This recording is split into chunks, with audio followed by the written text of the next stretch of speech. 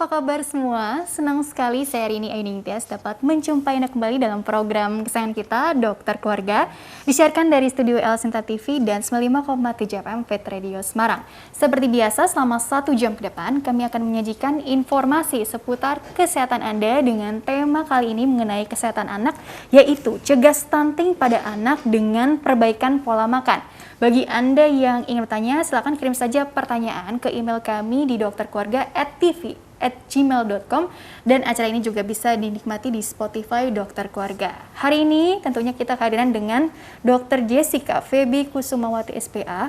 Beliau adalah dokter spesialis anak dari Rumah Sakit Hermina Jatinegara. Kita sapa dulu Dr. Jessica yang sudah hadir di samping saya. Assalamualaikum warahmatullahi wabarakatuh, Dr. Jessica. Waalaikumsalam warahmatullahi wabarakatuh. Halo Mbak Rini. Halo juga. Pasti kabarnya baik, ceria, senang gitu ya dok ya. Alhamdulillah. Dokter, hari ini mau bahas seputar cegah stunting pada anak dengan perbaikan pola makan.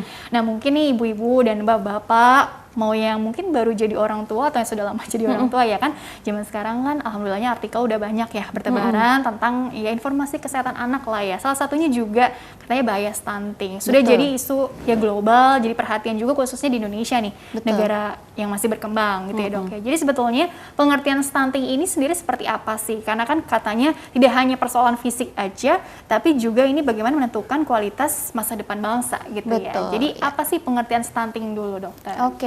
Jadi sebenarnya kalau kita bilang stunting itu tuh sudah ada isunya itu mungkin sudah belasan atau puluhan tahun yang lalu gitu. Karena sebenarnya ini anak-anak yang kita bilang stunting itu sebenarnya anak-anak pendek, anak-anak yang dalam 1000 hari pertamanya itu terlihat pendek. Tapi yang perlu ditekankan di sini adalah tidak semua anak pendek itu kita bilang stunting gitu. Jadi kalau stunting pasti pendek, tapi tidak semua anak pendek itu stunting. Tidak semua anak pendek berarti stunting. Betul. Jadi kalau misalkan stunting itu memang benar anak yang tingginya itu lebih pendek dibanding anak-anak seusianya, satu jenis kelaminnya.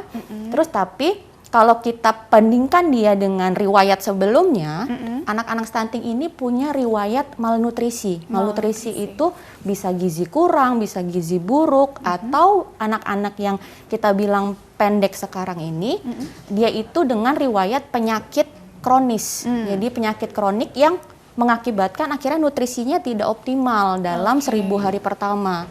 Gitu. Jadi pada akhirnya ditemukanlah dia sekarang pendek begitu dia pendek dengan riwayat malnutrisi, dengan riwayat penyakit kronik, kita bilang dia stunting. Jadi riwayat malnutrisi, entah itu kurang gizi buruk. Betul. Ini malnutrisi bukan yang obes gitu?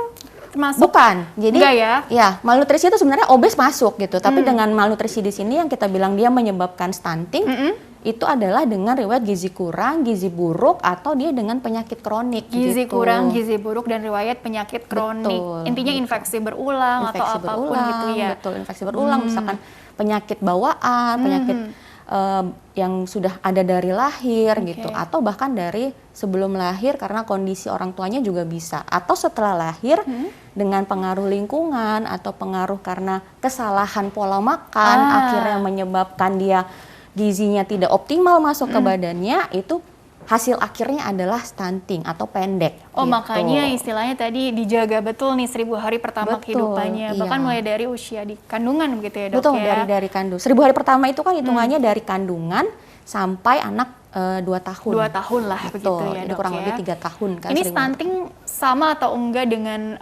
ada istilah gagal pertumbuhan gitu, gagal tumbuh begitu? Gagal tumbuh, iya. Kalau kita bilang gagal tumbuh atau sekarang istilahnya sebagai weight faltering, dulu namanya failure to thrive. Nah itu kalau kita bilang itu adalah awalnya. Jadi awalnya anak-anak yang sekarang menjadi stunting, dulunya pasti mengalami weight faltering atau gagal tumbuh itu. Failure to thrive dulu. Dulu kita bilang failure to thrive, sekarang weight faltering, istilah di kedokterannya itu weight faltering atau dia gagal tumbuh di awalnya. Tapi hasil akhirnya adalah si anak ini pendek. Karena begitu dia mengalami nutrisi yang tidak adekuat, begitu dia mengalami pola makan yang salah, nutrisi tidak masuk banyak, yang pertama kali turun adalah berat badan. Gitu. Jadi makanya kita bilang weight faltering. Jadi berat badannya dulu yang turun. hasil akhirnya karena berat badannya terus-terusan turun, akhirnya tinggi badannya ikut turun juga. Oh, itu gitu. Tahunya ini maaf tergolong stunting atau tidak? Apakah memang 2 tahun pertama kehidupannya tadi secara fisik dilihat dari atau diukur dari tadi berat badan yang mungkin jadi berkurang, tinggi badan yang kurang gitu, atau mungkin lingkar kepala gitu ya. Betul. Atau memang tadi karena ini tidak hanya persoalan fisik yang mungkin kurang tinggi atau perawakan pendek tadi, tapi bisa ke kognisi segala macam gitu. Jadi bagaimana sih dokter kita melihat ke depannya juga? Iya, jadi sebenarnya kalau kita bilang hanya anak pendek, mungkin tidak masalah karena anak pendek pun ada yang normal gitu. Kalau kita bilang hanya anak saya pendek, mau dia 1000 hari pertama, mau dia setelah 5 tahun atau pada saat dia remaja kelihatan lebih pendek, belum tentu semuanya itu bermasalah gitu, karena bisa jadi memang keluarganya pendek gitu.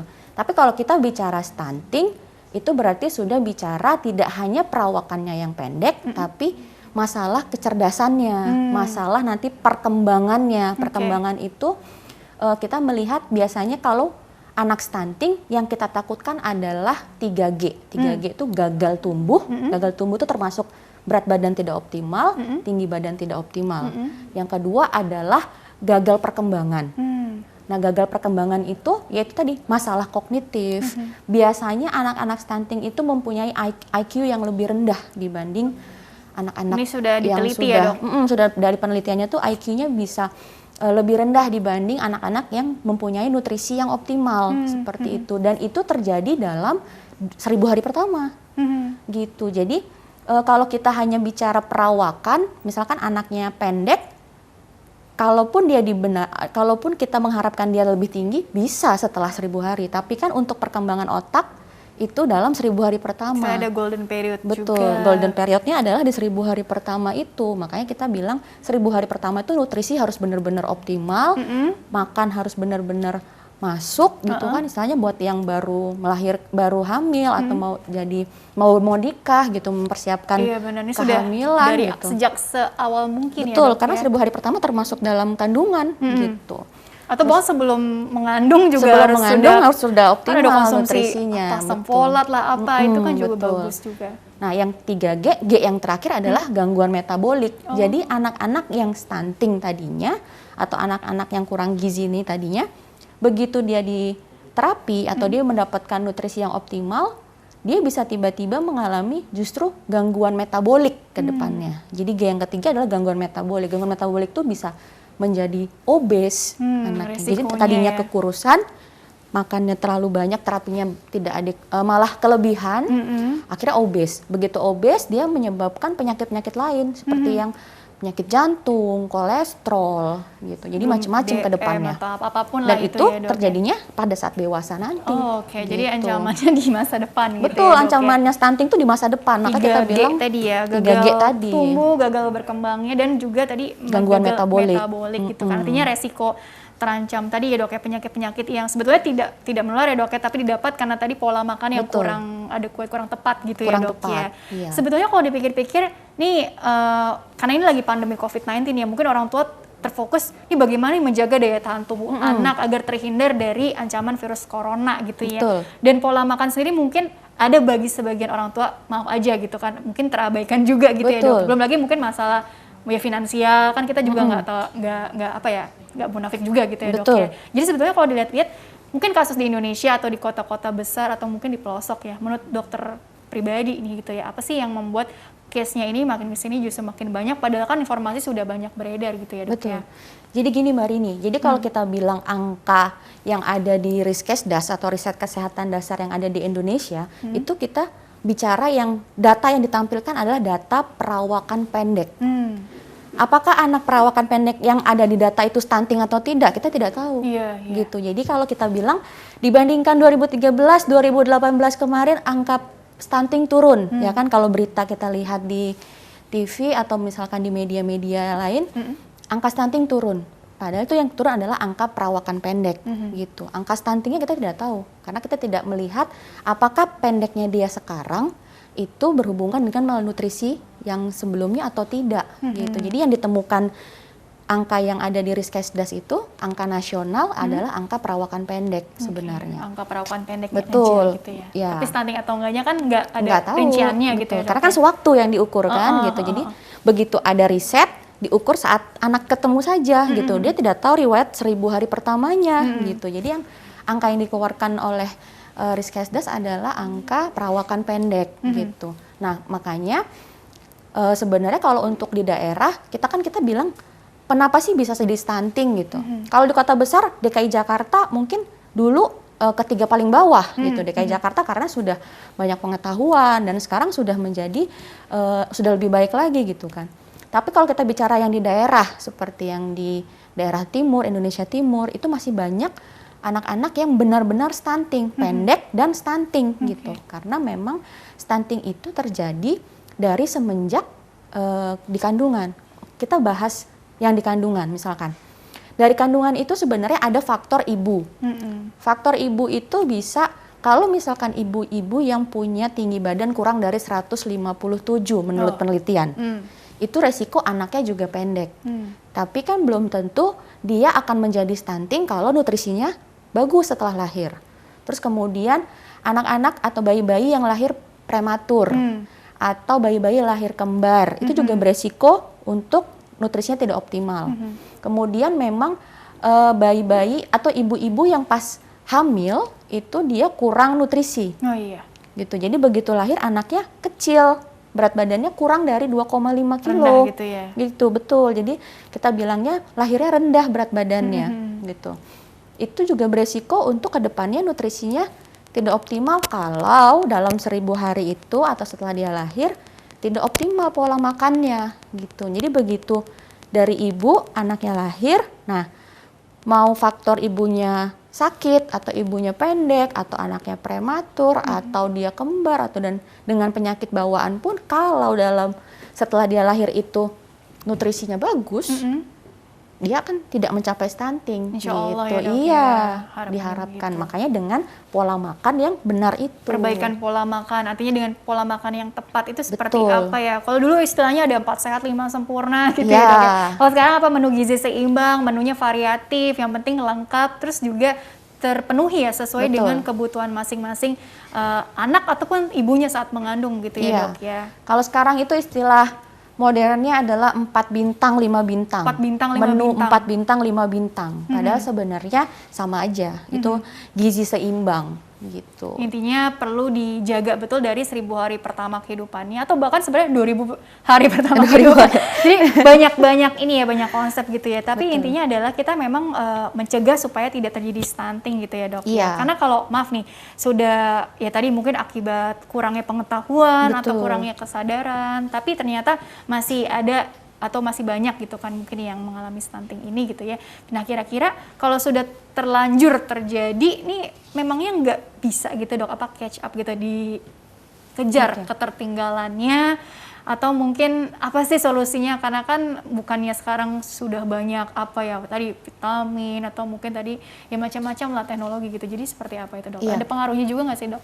Jadi pada anak-anak yang mengalami masalah nutrisi atau misalkan ibunya ragu-ragu untuk pola makan, itulah gunanya seorang anak itu dibawa ke puskesmas atau ke layanan kesehatan terdekat atau ke dokter anak, ke dokter umum pun bisa.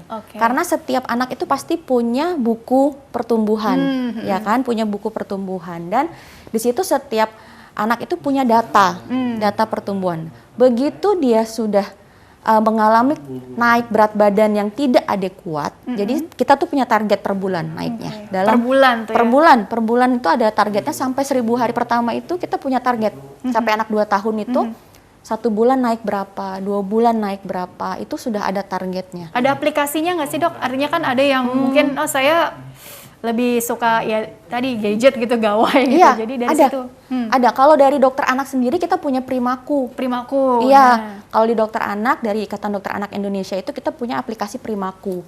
Primaku itu bisa di situ kita menulis berat badan anak, tinggi badan anak, lingkar kepala anak per bulan. Per bulan ya. Gitu, dan nanti akan otomatis terupdate di kurva.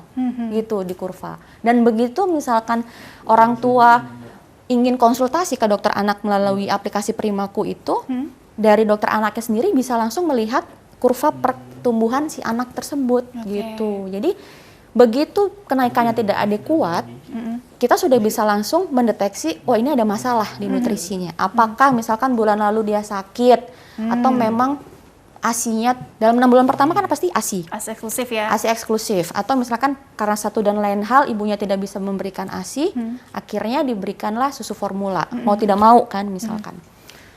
Itu yang kita lihat adalah tetap kenaikan berat badan, kenaikan panjang badan atau tinggi badan. Kalau memang tidak adekuat, kita langsung intervensi di situ. Gitu. Buru-buru lah ya istilahnya. Iya, jadi itulah istilah weight faltering tadi. Begitu ada kenaikan di bawah rata-rata, jadi naiknya tidak adekuat, kita bisa bilang dia ini weight faltering, ini ada sesuatu. Apa yang terjadi dalam 1 bulan terakhir atau 2 bulan terakhir. Sebetulnya sudah dimudahkan ya, bahkan tadi ada aplikasi yang bisa kita unduh gitu kan. Betul. Ya. Misal Primaku tadi, intinya kan bahkan bisa konsul online ya, bisa karena siapa tahu sekarang. kan ada orang tua yang ragu gitu kan untuk datang ke rumah sakit di tengah pandemi COVID-19, apalagi bayinya masih mungil sekali gitu. Betul. Ya dok ya. Jadi sebenarnya dipantau terus bahkan per bulan. Itu ukurannya dari intinya tinggi badan, berat badan, lingkar kepala gitu ya dok ya. Kalau untuk perkembangan katakanlah yang ini tadi pertumbuhan, ini perkembangan ini jadi sangat relate-nya bagaimana itu dokter? Jadi kalau misalkan, iya kalau misalkan perkembangan itu kan kita akan menilai setiap kali si anak itu sebenarnya kita punya aplikasi juga untuk melihat anak itu sampai usia 5 tahun gitu. Tapi itu bisa yang 6 bulan pertama itu misalkan anak itu sudah menjadi umumnya misalkan dalam 2 bulan dia sudah bisa tegak kepala misalkan. Terus kemudian dia sudah bisa miring-miring, tengkurap, nanti 4 bulan dia belajar duduk, 6 bulan dia akan duduk untuk makan. Nah itu kan secara umum mungkin bisa diberitahukan atau bisa mencari informasi dengan mudahnya. Intinya kognisinya sendiri bagus. Betul, iya. Tapi kalau untuk masalah berat badan, tinggi badan, lingkar kepala, itu mungkin kalau yang tadi saya bilang kenapa angka perawakan pendek di kota besar itu kecil, karena mereka bisa menggunakan aplikasi itu, bisa mendapatkan informasi dari internet segala macam. Tapi begitu yang di daerah, dengan salah satu faktor stunting adalah edukasi. Iya, atau mungkin pola makannya tadi yang tidak ASI eksklusif, betul, full gitu ya, atau mungkin MPASI-nya dimulai mungkin terlalu dini, atau ada penyakit infeksi-infeksi lain yang kita perlu evaluasi lebih lanjut lagi gitu ya dok ya. Oke dokter, kita jeda dulu sebentar, nanti dilanjutkan di segmen berikutnya ya dokter Jessica ya. Oke, pemirsa jangan kemana-mana, tetaplah bersama kami akan kembali sesaat lagi.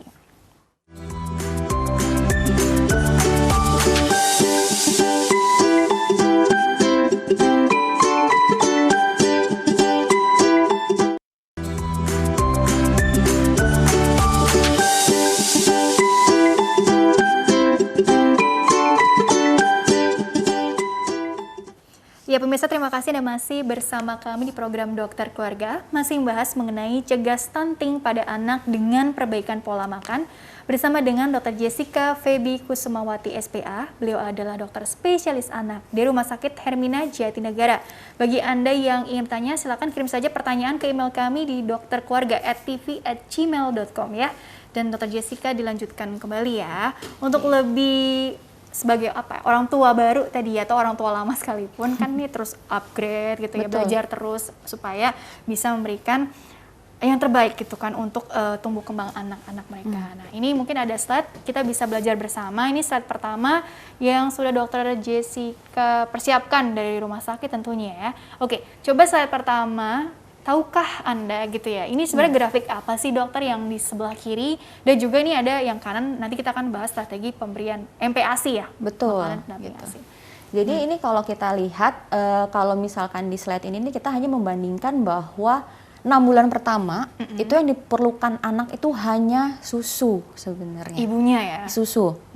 Kita memang menyarankan untuk ASI eksklusif, tapi untuk ibu-ibu yang memang karena satu dan lain hal tadi dia tidak bisa memberikan ASI, kita boleh memberikannya susu formula. Susu formula sesuai dengan arahan dokternya gitu. Kemudian karena susu formula itu juga sudah mempunyai standarisasi di Indonesia gitu. Jadi seharusnya susu yang beredar di pasaran itu sudah punya standar dari dokter anak gitu. Jadi kalorinya hampir sama ASI. Namun ASI yang tidak dipunyai oleh susu formula adalah sistem imun yang didapatkan dari ASI, itu yang paling utama. Kan gitu. udah dari sananya, Betul, Tuhan menciptakan gitu ya. sudah diciptakan dari sananya, dan itulah yang penting dari ASI, dan itu untuk perkembangan juga, untuk kualitas otak itu ASI tidak ada tandingannya sebenarnya. Iya gitu. sih, alhamdulillah ya. Jadi diupayakan, apalagi gratis lagi gitu kan. Gratis, nggak perlu beli sufor yang mahal-mahal itu kan gitu. Kalaupun ada kendala mungkin bisa konsul ke konsultan laktasi barangkali ya dok ya, Betul. supaya artinya gini, tetap dioptimalkan lah bagaimana caranya dengan segala usaha bisa memberikan ASI eksklusif ini gitu ya dok ya. Karena manfaatnya begitu besar. Betul. Jadi nanti pada saat ibunya sudah mau melahirkan, mungkin bisa lebih belajar lagi bagaimana perlekatan yang baik, bagaimana memberikan ASI yang baik, tanda-tanda ASI cukup gitu.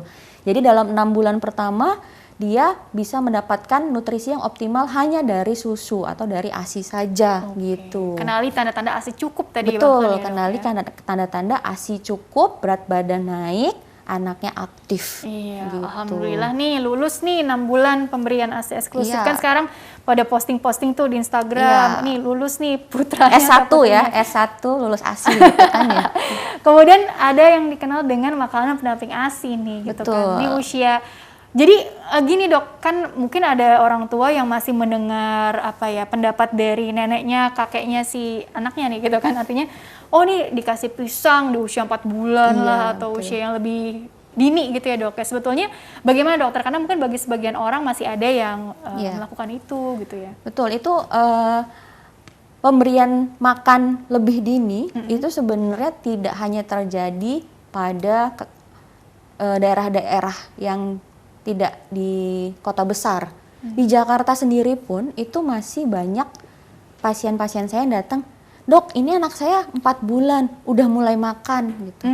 Bahkan dari 3 bulan udah dikasih neneknya makan gitu. Pisang lah atau bubur sedikit-sedikit lembut-lembut seperti itu. Betul. Nah sebenarnya boleh nggak sih?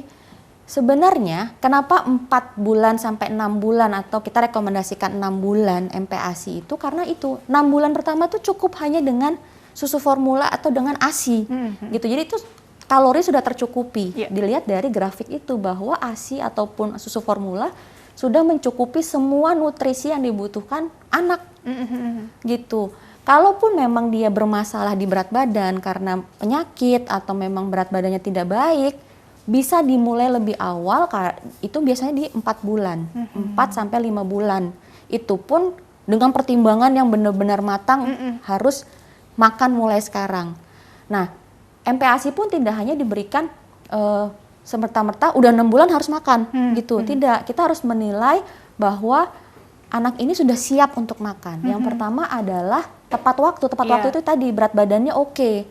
Berat badannya oke, naiknya oke gitu. Itu baru dia tepat waktu. Terus kemudian adekuat. Adekuat itu karena nutrisinya yang dibutuhkan pada saat 6 bulan itu 75% masih ASI, 25% mulai MPASI.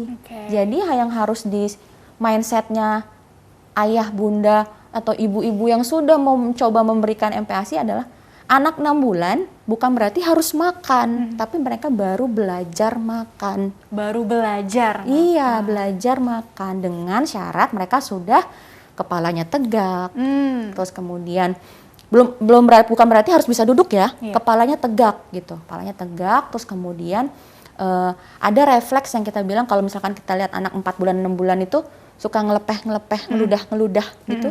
Nah itu sudah mulai hilang tuh refleksnya. Jadi begitu masuk makanan tidak dibuang lagi gitu. Yang kemudian yang ketiga adalah kalau ngelihat orang tuanya makan kayak mau minta. Kayak pengen mau ambil sesuatu. Nah itu ada yang salah tafsir. Saya pernah dapat pasien katanya, iya dok soalnya begitu ngeliat orang tuanya makan, dia pengen makan, jadi dikiranya lapar, dikasih makanan gitu, padahal dia masih 4 bulan, nah itu masih banyak gitu. Jadi masih ya rupanya. Padahal itu adalah tanda anak siap makan, bukan berarti anak lapar dan harus dikasih makan. Gitu ya? Betul, yang penting adalah berat badannya oke, tinggi badannya oke. Tepat waktu, gitu. adekuat. Tepat waktu, gitu adekuat. Terus penyajiannya nih aman. Ya, dia harus aman, higienis. Terus kemudian diberikan secara responsif. Responsif tuh tidak dipaksa, itu tadi. Bahwa anak itu belajar makan, bukan berarti harus masuk, harus habis. Dengan segala cara, akhirnya dipaksa. Namanya juga proses belajar ya, nggak yang langsung. Takutnya kalau dipaksa ntar malah jadi trauma juga ya Betul, dok ya. itulah yang bikin nanti begitu awal, karena di awal itu semua orang tua berpikir anaknya harus makan. Begitu akhirnya dipaksa masuk makanan, makin gede anaknya makin trauma, makin nggak mau makan. Timbullah GTM, gerakan tutup mulut, bosen, picky eater. Nah, itu gara-gara GTM, salah pola makannya gitu. Jadi dari awal sekali benar-benar memang perlu perlahan ya dok. Betul. ya. Coba slide berikutnya. Slide berikutnya ini tentang strategi makan yang sehat untuk bayi dan balita. Jadi begitu anak mulai 6 bulan nih, dia kan akan mulai makan. Kecuali ada masalah khusus, dia harus mulai lebih dini, lebih dari 6 bulan, kurang dari 6 bulan. Nah, yang perlu diperhatikan sebenarnya ada 3 faktor utama. Yang pertama adalah jadwal, terus kemudian adalah prosedur dan lingkungan gitu. Kalau kita bilang jadwal, yaitu jadwal anak itu harus makan itu di jadwal yang sama setiap harinya. Jadi misalkan dia makan pagi jam 8, besoknya ya sarapan jam 8 lagi. Gitu. Ini jangan menyerah untuk memperkenalkan jenis makanan baru gitu ya, karena supaya apa sih, takutnya tadi malah jadi picky eater gitu ya dok. Betul. Pilih-pilih gitu dok. Itu banyak sekali orang tua yang dicobain makanan pertama kan, kalau anak MPASI orang tuanya semangat ya bikin bikin ngeblend segala macam, dicobain anaknya nggak mau. Padahal anak itu butuh 10 sampai 15 kali dicobain dengan menu yang sama baru dia bisa terima. Terus juga nih konsisten ya dok ya, matikan TV, komputer, gawai. Soalnya kan ada juga anak yang mau makan kalau di depannya sambil gadget. main gadget, atau anak-anak zaman sekarang buka YouTube gitu kan. Padahal usianya masih muda gitu itu. Ada juga seperti itu gitu ya. Yang termasuk salah satu pola yang salah sebenarnya. Terus ada batasi pemberian jus buah dokter. Karena mungkin cairannya sendiri cukup dari mana sih sebetulnya? Sebenarnya jus buah ini karena kalau buah itu di blend atau di jus itu kalorinya lebih tinggi. Jadi itu lebih cenderung bikin anak obes. Gitu. Jadi kita menghindari jus buah itu gulanya tinggi gitu ya. Karena gulanya tinggi. Atau kalorinya nanti jadi berlebih ya. Jatuhnya nggak sesuai dengan cukup dari ASI-nya saja. Dan berikan berbagai variasi pilihan rasa, jenis makanan sehat untuk anak ya. Sudah dibahas juga ya. Tawarkan selingan sehat di antara waktu makan. Snack-snack sehat gitu ya dok ya. Waktu makan bukanlah hanya tentang makanan, jangan paksa anak untuk makan. Jadi sudah dipaparkan juga ya dok ya, hal-hal yang perlu diperhatikannya. Next slide ya barangkali ya, ini karena tulisannya kecil-kecil. Usia perkembangan anak dan tahapan MPASI, jadi memang harus dipantau ini berapa bulan sekali atau bahkan setiap bulan ya dok ya? Setiap bulan. Jadi sebenarnya itu kan anak tiap bulan dalam 2 tahun pertama mungkin akan lebih sering, 1 tahun pertama itu dia akan imunisasi kan. Imunisasi itu mau dia ke posyandu tadi, atau dia ke puskesmas, atau dia ke dokter umum, atau ke dokter anak, pasti punya kurva pertumbuhan itu. Itu yang harus selalu diisi. Kadang tuh cuma yang dipentingkan adalah imunisasinya saja gitu. Padahal yang perlu dilihat itu anak tidak hanya sekedar mendapat imunisasi kan. Nah, hal-hal seperti ini yang luput gitu. Jadi yang perlu dilihat adalah ini tuh MPASI, yang membedakan itu hanya teksturnya dari anak per bulan. Tapi kandungan isinya itu harus sudah mengandung, kita bilang tadi 4 bintang, 5 bintang, itu sebenarnya sudah ada kandungan karbohidrat, protein, dan lemak. Gitu. Karbohidrat, protein, lemak. Iya, itu udah langsung dikasih di hari pertama dia mulai MPASI. Kalaupun nanti berubah, itu paling perubahan teksturnya jadi mungkin lebih keras, atau yang darinya lembut gitu ya dok. Jadi seiring dengan perkembangan. Jadi 6-9 bulan dia mungkin hanya bubur lembut, bubur di blender gitu. Itu hanya 2 kali makan besar, 1 kali selingan. Nanti dia akan naik tekstur lagi 9 bulan sampai 12 bulan itu akan berubah lagi gitu. 9 sampai 12 bulan dia akan mungkin nasi tim saring gitu. Yang membedakan adalah frekuensinya. Dia 3 kali makan besar, 2 kali selingan. Begitu anak lebih besar lagi di atas 12 bulan itu sudah mulai makan makanan keluarga gitu. Jadi bisa makan nasi utuh, daging utuh gitu. Kan ada juga pertanyaan, ini sebaiknya memang dibuat sendiri homemade gitu, atau kita bisa pakai yang sudah ada di pasaran gitu, karena kan kadang kita nggak tahu ya apakah yang kita buat ini sudah memenuhi kebutuhannya dia atau belum, sedangkan yang dijual di pasaran kan ada tabel nutrisinya gitu. Ya dok ya. Jadi apa sih mungkin yang bisa dokter jawab juga untuk pertanyaan-pertanyaan yang seperti itu dokter? Sebenarnya daripada kita, memang kalau untuk aman dan higienitas itu mungkin kalau kita buat sendiri lebih tenang orang tuanya. Tapi itu tadi yang harus dipentingkan adalah harus ada karbohidrat, protein, lemak. Karena kadang orang tua begitu awal ngasih bubur, oke, kasih karbohidrat, dia kasih bubur. Tapi untuk protein dia hanya kasih kaldunya saja gitu. Itu tidak masuk. Padahal yang kita butuh adalah dagingnya. Dagingnya ikut juga di blend gitu. Nah, kalau misalkan memang repot, misalkan orang tua kerja, ibunya kerja, ayahnya kerja, dan dia hanya di rumah dengan pengasuhnya atau neneknya atau siapapun keluarganya, kita tidak mempermasalahkan kalau si anak itu diberikan makanan instan, kita bilang, gitu, atau makanan terfortifikasi, karena kandungan gizinya, ya? Kandungan gizinya itu sudah kembali lagi sudah di ACC oleh dokter anak Indonesia gitu, jadi nggak masalah untuk kita memberikan makanan instan kalau memang orang tuanya tidak bisa memberikan makanan yang homemade. Tapi gitu. memang sebaiknya juga tadi variasi tadi ya dok ya, Betul, variasi rasa variasi ini supaya rasa. anak juga nggak bosan masa makannya ini mulu gitu kan ya dok ya. Kasihan dong, nanti malah jadi gak nafsu makan ya kan, gak selera gitu ya. Intinya jangan dibikin ribet lah, kalau dibikin ribet ibunya stres, anaknya makin stres nggak mau makan, ibunya makin stres juga gitu. Akhirnya anaknya nggak mau makan, betul. Lingkaran yang tidak bisa putus dong kalau Betul. begitu ya. Oke, coba saat berikutnya lagi dibikin fun aja gitu ya. Oh nih perkiraan betul. Ini perkiraan tinggi badan. Ini buat kira-kira lah. Kalau misalkan anak-anak yang tadi begitu dia lahir tinggi badannya, panjang badannya kurang dari 47, memang dia resiko untuk pendek ada gitu. Tapi kalau misalkan lebih dari itu mungkin bisa lebih baik. Tapi ya jangan berkecil hati juga gitu. Kalau memang pola pemberian makannya bagus, nutrisi masuknya bagus, tiap bulan dia naiknya sesuai dengan kurva, dia akan mencapai nutrisi yang optimal juga ya, gitu. Ya. Iya, betul. Insya Allah dia akan tetap baik-baik saja gitu kan. Jadi usaha terus ya sebagai orang tua nih ya, lebih telaten memang lagi ya. Tidak boleh stres sih intinya orang tuanya. Benar-benar. Gitu. Perkiraan tinggi badan. Kemudian slide berikutnya ada perkiraan apa lagi? Ini yang perkiraan panjang badan berdasarkan bulan per bulannya gitu. Ini hanya perkiraan, dan anak yang terlahir kecil belum tentu dia akan kecil juga, akan kecil terus gitu loh. Kalau dia bisa catch up, kita bilang catch up grow.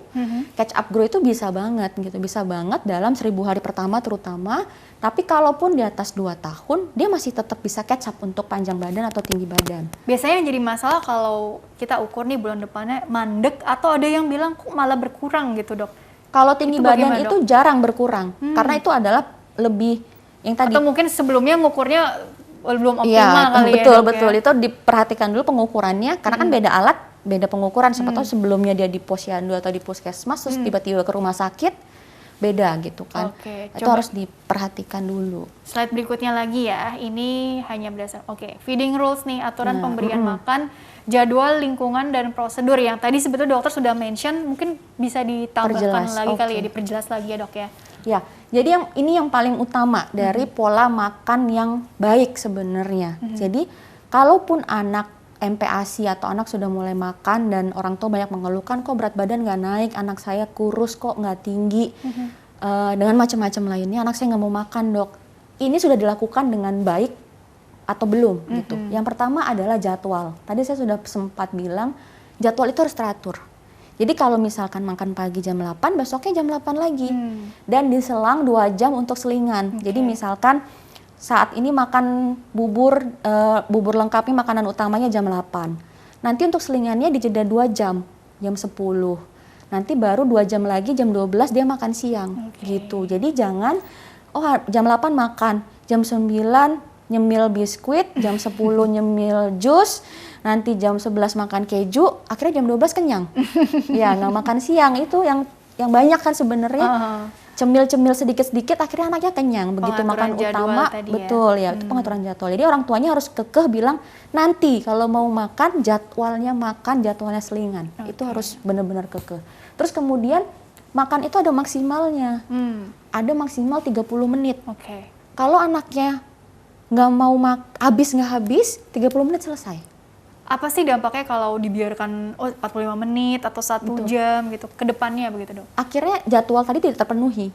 Anak itu kan yang tadi begitu makan dia tidak hanya berdasarkan bahwa dia butuh makan saja, bahwa dia tuh harus punya aturan bahwa di luar sana itu ada aturan yang harus dia penuhi, ada proses yang harus dia taati gitu kan. Benar Bahwa kalau misalkan dia lebih dari 4 disiplin gitu ya, betul, Dok, ya? lebih dari 30 menit resiko makannya banyak misalkan. Atau justru tidak optimal, diemut bisa 2 jam diemut. Iya gitu. Kalau sudah 30 menit habis selesaikan. Kecuali dia masih mau makan. Lahap 30 menit belum habis, kita masih punya toleransi 15 menit. Oke. Tapi kalau 15 menit sampai 45 menit belum habis juga atau masih mau tambah, stop gitu, karena resiko obesnya besar. Tadi juga hanya boleh konsumsi air putih di antara waktu makan. Betul, iya. Nah, faktor lingkungan kali ya, Dok ya. Tadi kan sudah dibahas juga ya, tidak ada unsur paksaan, tidak ada distraksi, mainan, televisi, perangkat gadget lainnya gitu ya, Dok ya. Lingkungan ini penting sih sebenarnya. Itu apa, Dok? Jangan memberikan makanan sebagai hadiah. Nah, iya, jadi reward. Kalau lingkungan itu kita bilangnya gini, oke, anaknya duduk, lingkungan kan anaknya harus duduk, dia mau di pangku, mau di high chair, mau dia duduk di kursi makan, terserah.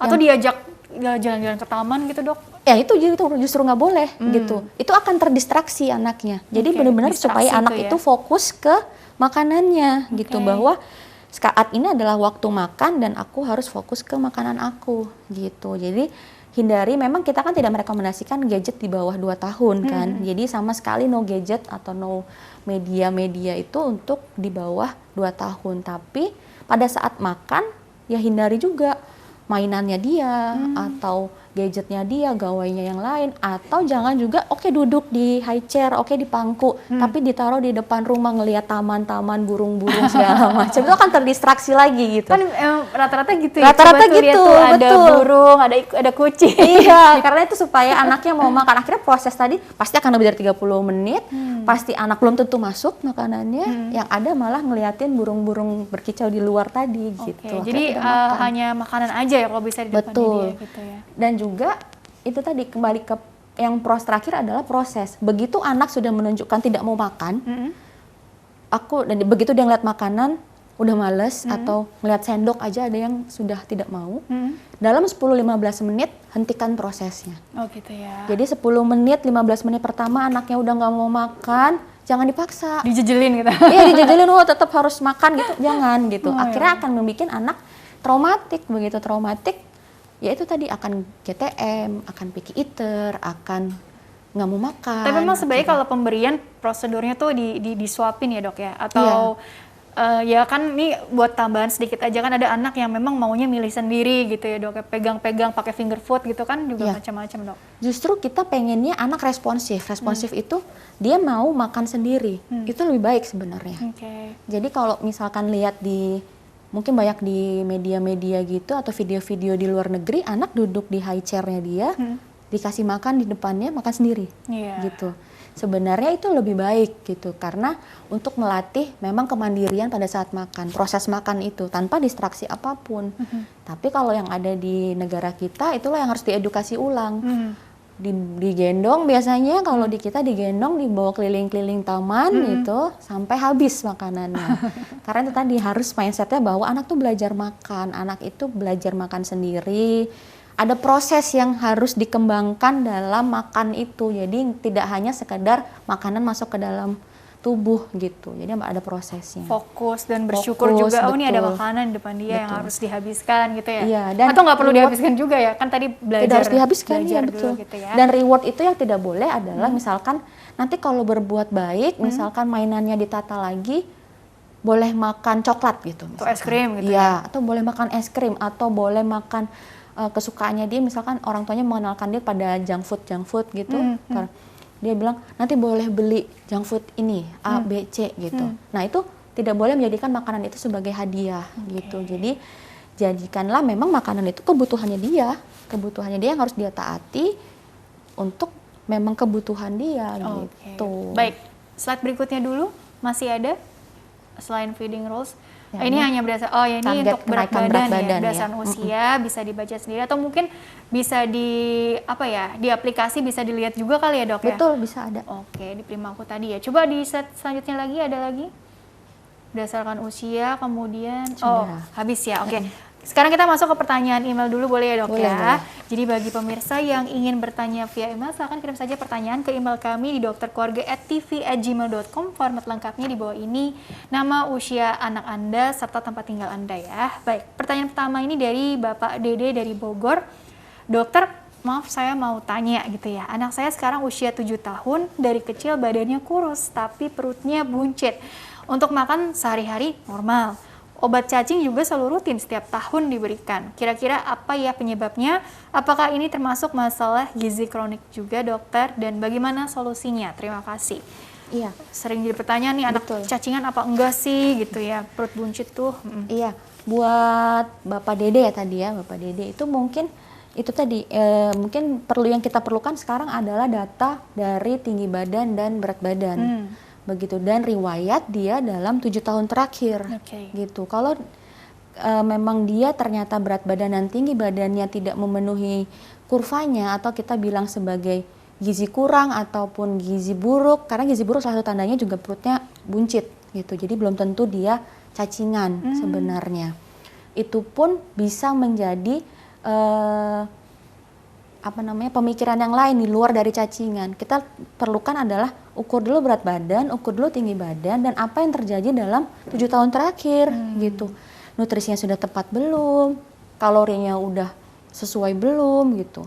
Karena kalau kita hanya bilang perut buncit itu banyak sekali yang... Jadi ada diagnosis banding lah ya. Iya, kita banyak sekali disingkirkan dulu yang ini yang gimana, lain. yang ini bagaimana gitu ya. Tapi yang paling utama adalah gizinya bagus atau enggak dengan tinggi badan, berat badan, dan riwayat 7 tahun terakhir. Ini memang harus dievaluasi, dibawa ke dokter anak ya dok ya, dokter spesialis anak untuk dilihat nanti mungkin ada hitung-hitungannya juga gitu ya dok ya. Dan ini tidak dijelaskan juga tinggi badan, berat badannya berapa juga ya dok ya. Tapi kurang lebih evaluasi dulu dibawa ke DSA gitu ya dok DSA, ya. Oke, next pertanyaan berikutnya ya.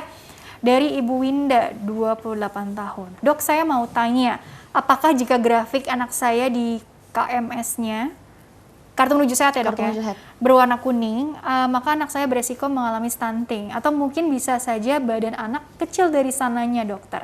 Tinggi badan anak saya usia 2 tahun masih kurang dok, tapi sayangnya tidak dijelaskan ya.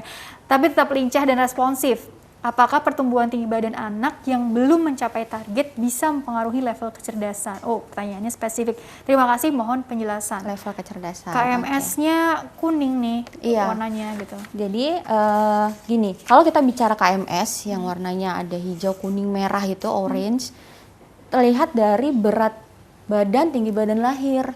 Kalau memang dia lahirnya sudah di kuning, memang bagusnya adalah dia mengikuti kurva. Kurva itu yang bagus sesuai dengan bentuknya. Kalau dia naik turun gitu, itu malah tidak bagus. Gitu.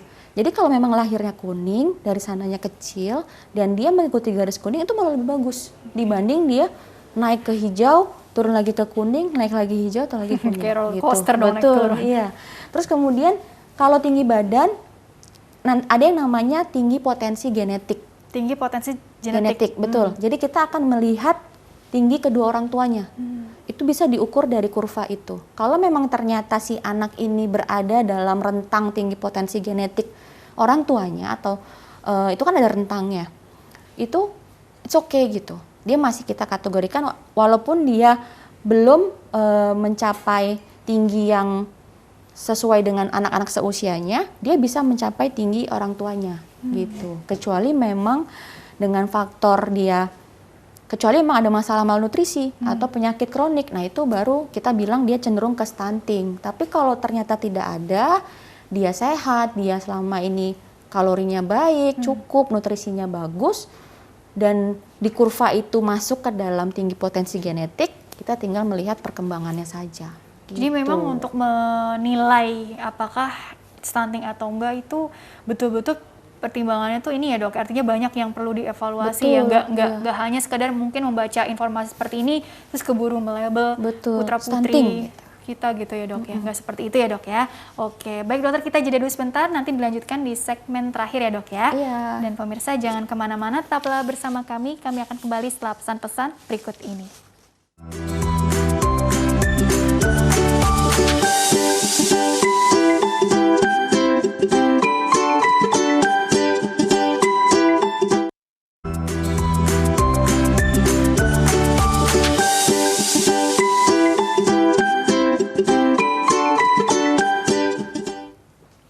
Ya pemirsa, terima kasih Anda masih bersama kami di program Dokter Keluarga, masih membahas mengenai cegah stunting pada anak dengan perbaikan pola makan.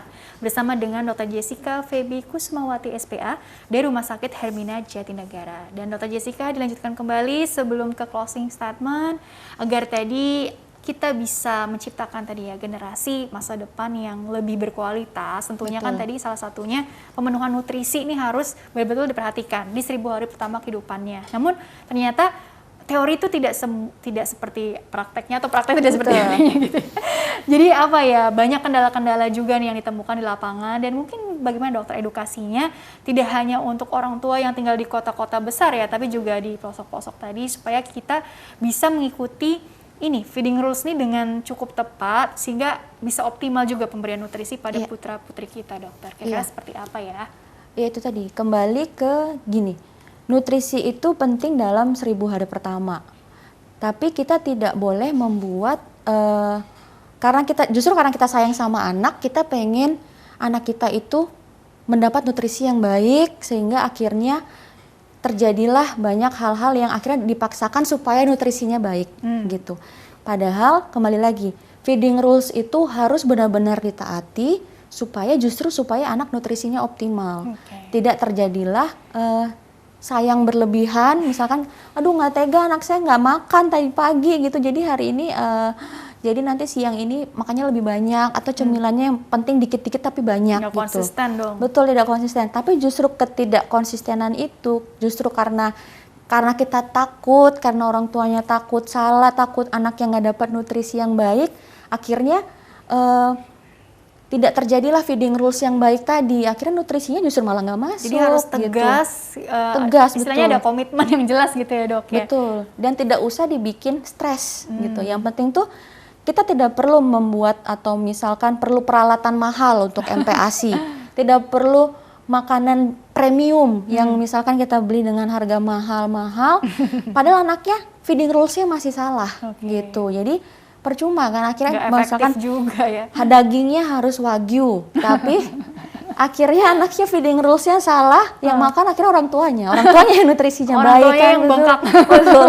Jadi kembali lagi, feeding rules itu harus ditepati. Kita hanya berpatokan pada feeding rules-nya sudah benar atau belum. Jadi kalau keluhan orang tua datang dengan gizinya belum baik, berat badannya tidak naik, dan lain-lain, kembali ke feeding rules. Semua kembali ke feeding rules. Kita tidak memaksakan orang tua harus membeli peralatan mahal dengan segala macamnya untuk MPASI, atau bahan-bahan atau segala yang premium untuk anaknya mendapat MPASI untuk nutrisi yang optimal, atau harus homemade. Itu tidak perlu. Kita tidak pernah menyarankan seperti itu. Kita hanya butuh feeding rules ditaati, dan makanan yang masuk sudah mengandung karbohidrat, protein, dan lemak untuk memenuhi mikronutrien dan makronutriennya. Iya gitu. Jadi sebenarnya kalau itu saja sudah cukup, kan ada yang perlu nggak sih suplemen vitamin ini itulah gitu ya dok ya, karena kan biar bagaimana tadi kan zat gizi mikronutrien lah istilahnya tadi kan ada di mana-mana. Mungkin anaknya juga nggak sepenuhnya mau ini mau itu gitu ya dok ya. Jadi apakah perlu juga tadi bantuan mungkin vitamin suplemen gitu barangkali dok? Mungkin kalau yang kita bilang sebagai bantuan itu ada memang rekomendasi dari dokter anak adalah zat besi yang paling utama. Zat besi salah satunya berperan untuk perkembangan dan pertumbuhan. Mungkin di ASI zat besi memang jumlahnya kurang. Kenapa kurang zat besi di ASI? Itu udah dari sananya gitu. Zat besinya memang kurang. Itu bisa direkomendasikan dari 4 bulan diberikan suplementasi zat besi dan vitamin D juga untuk pertumbuhan. Tapi kalau misalkan anak kita sudah mulai makan, itu sudah harusnya terpenuhi semuanya jika memang orang tuanya sudah memberikan protein, karbohidrat, dan lemak yang cukup untuk anaknya. Jadi memang setiap orang tua itu baiknya sih berkonsultasi, atau sebaiknya memang kalau tidak tahu bertanya gitu, atau memantau dengan aplikasi tadi yang dipermudah, atau di bukunya deh kalau tidak punya, bingung dengan aplikasi, setiap anak pasti punya buku KMS-nya ya masing-masing. Intinya tadi kembali lagi ke pola asuhnya ini ya, sudah terpenuhi, tidak sih kebutuhan. Artinya tidak hanya nutrisi ya, tapi juga mungkin sekarang kan lagi pandemi kan orang vaksin ya. Ya vaksin untuk anak, imunisasi dasar lengkap, itu juga perlu diperhatikan juga gitu kali ya dok. Selain imunisasi, pada saat pergi ke fasilitas kesehatan manapun, tidak hanya imunisasi yang diperhatikan, tapi apakah berat badan cukup, Iya. tinggi badan cukup, lingkar kepala cukup, dan nutrisinya cukup atau tidak selama ini. Dan gitu. sehari-harinya stimulus dari orang tua ke anak juga Betul. bagaimana gitu ya. Kita lihat perkembangannya gitu. Betul. Jadi intinya tuh dalam mendidik anak atau mengajarkan anak untuk mendapatkan nutrisi yang optimal atau dia supaya anak mendapatkan pertumbuhan dan perkembangan yang baik, itu orang tuanya juga tidak boleh stres dan tidak boleh juga menjadi takut A, takut B karena ketakutan atau karena terlalu aduh kasihan gitu. Akhirnya anak malah nggak optimal. Malah Nggak terbebani betul. semuanya gitu ya, Dok. Dan tidak perlu semua yang mahal-mahal itu demi mendapatkan nutrisi yang baik. Oke, Seperti dokter, itu. karena waktu juga yang terbatas, jadi closing statementnya singkat saja mengenai tema hari ini, khususnya mungkin untuk orang tua yang sedang mengikuti program ini, dokter. Oke. Silakan.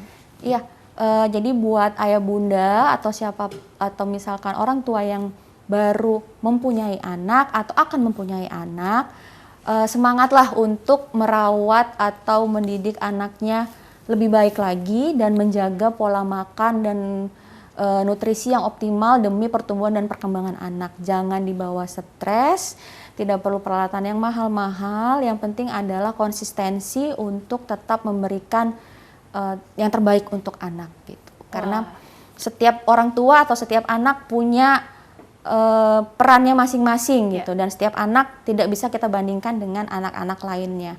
Dan yang untuk tahu anak kita seperti apa adalah orang tuanya sendiri. Jadi jadilah orang tua yang baik dan anak pasti akan menjadi baik dengan orang tua yang baik. Gitu. Bagus sekali penutupnya. Terima kasih Dokter Jessica telah berbagi ilmu Iya, di sini. sama-sama. Insya Allah membawa banyak manfaat untuk orang banyak, sukses Amin, dan amin, berkah ya selalu untuk Dokter Jessica ya. Iya.